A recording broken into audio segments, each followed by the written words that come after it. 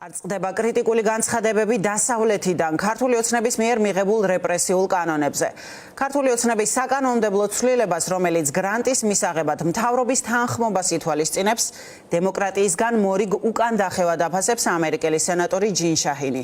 ცვლილებები აშფოთებთ ევროპელ პოლიტიკოსებსაც ნორვეგიის საგარეო საქმეთა სამინისტრო შიშობს, რომ ეს კანონი იქცევა სახელმწიფო კონტროლის მექანიზმად, რომელიც ძირს გამოუთხრის საქართველოს სამოქალაქო საზოგადოების დამოუკიდებლობას. ლუკაშენკოს სტილში სახელმწიფოს მიტაცებას უწოდებს ახალ ცვლილებებს ევროპარლამენტარი რიჰარდ კოლსი, რომელიც ევროკავშირისგან ითხოვს მეტ სანქციებს და იმასაც, რომ არ ჰქონდეს ილუზია ქართული ოცნების ზრახვებზე. რეპრესიულად მიიჩნევენ კანონს ევროკავშირის უმაღლესი წარმომადგენელი და გაფართოების საკითხებში ევროკომისარიც. როგორია შეფასებები თბილისში ამ საკანონმდებლო ცვლილებებზე ლუკა ხაჩიძე ვრცლად თემის შესახებ. მესამე სექტორში ამბობენ, რომ გრანტების შესახებ კანონში გატარებული ცვლილებების მიზანია ქართული სამოქალაქო საზოგადოების განადგურება, რეჟიმის გეგმა, მოქალაქეები დარჩნენ ძალიან სერიოზული მნიშვნელოვანი სერვისების გარეშე.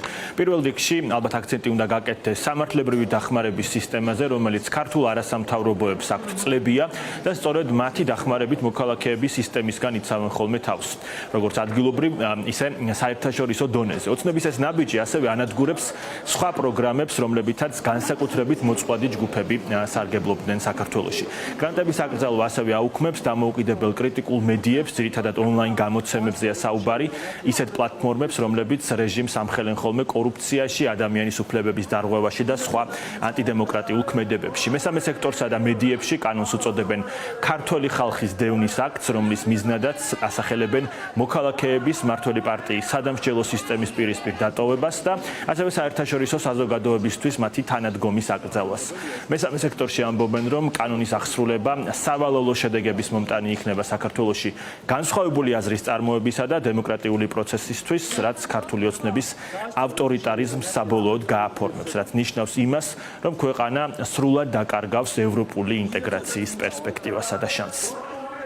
ეს არის რა თქმა უნდა იმ რეპრესიების გაგრძელება, რომელიც უკვე დაწყებულია დიდი ხანია და მას სხვა ფორმა აქვს ხოლმე და ახლა უკვე ჯერ იმიდგა გრანტების შესახებ კანონზე, ზოგადად გრანტის ხელშეკრულება, ეს არის ორ კერძო სუბიექტს შორის დადებული გარიგება. აქ იგულისხმებათ გრანტის მიმღები და გრანტის გამცემი პირი და ისინი თვითონ წყვეტენ გრანტის პირობებს, მაგრამ ეს ახალი ცვლილებებით უკვე შეიცვალა და სახელმწიფოს გადაეცა ფუნქცია, მან უნდა განსაზღვროს, ესე იგი ვინ მიიღებს დაფინანსებას და ვინ არ მიიღებს. და შეუძლებელი გახდება იმ ადამიანების დაცვა, რომლებიც მაგალითად რეპრესიების მსხვერპლნი არიან, რომლებიც საჯარო სამსახურიდან უსაფრთხოდ გამოუშვეს, მაგალითად წამების მსხვერპლები, ასევე ძალადობის მსხვერპლები და სხვა კატეგორიის ადამიანები. კანონის მიღების მიზანია საქართველოს სრული იზოლაცია, მიზანია სახელმწიფო იქცეს სრულიად ჩაკეტილად, არ არსებობდეს დამოუკიდებელი ინსტიტუტები, მოსახლეობამ ვერ მიიღოს ის დახმარება, რომელსაც საერთაშორისო საზოგადოება უწევდა საქართველოს, ქართულ ხალხს წლების განმავლობაში.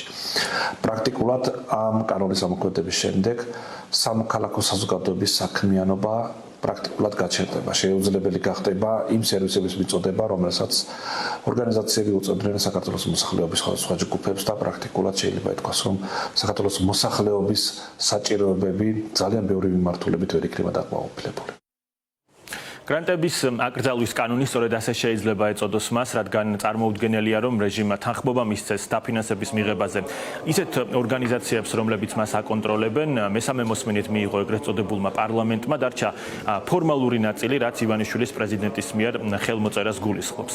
მესამე სექტორს რეჟიმი წლებია თავს ესხმის, ამ პროცესში არიან განსაკუთრებულად აგრესიული სახეებიც, მაგალითად პაპუაშვილი და კობახიძე. ამ უკანასკნელმა დეზინფორმაციული კამპანია მესამე სექტორის მიმართ ახალ მასშტაბზე აიყვანა, როდესაც რუსთავი 2-ის ეთერში ამტკიცებდა, რომ არასამთავრობოები ამერიკაში საერთოდ არ არსებობენ.